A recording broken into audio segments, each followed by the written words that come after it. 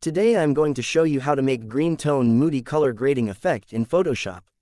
The first step is right-click and convert your subject into a smart object. Go to Filter, and open Camera Raw Filter. Click Basic, make the temperature, +25. The tint, +8. The contrast, +13. The highlights, -85. The shadow, +32. The whites, -45. The blacks, -45. The texture, +12. The dehaze, +13. Click Curve, and select the point curve. Click the white point, make the output, 240. Click to add point in the highlights area. Make the input, 195. And the output, 190. Click to add point in the shadow area. Make the input, 65.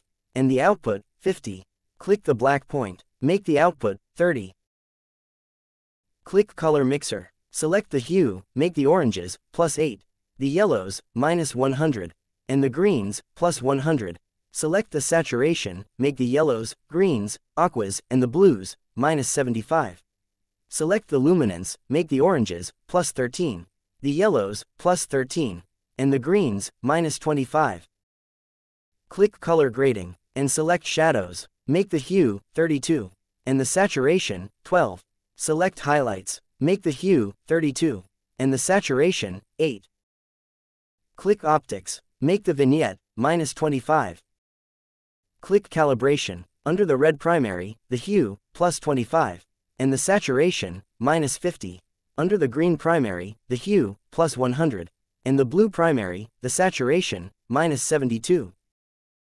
Let's save this effect as a preset file. Click the three dots, and then Create Preset. Name this preset, then press OK. Click the preset icon, open the user preset, and you can see that the preset file has become created. Then press OK. Here's the before, here's the after. Download my preset file link in the description box and comment section. Now, let's apply this effect to another image. Convert your subject into a smart object. Go to Filter, and Camera Raw Filter. Click the preset icon, and click the preset that you're saved earlier to apply the effect.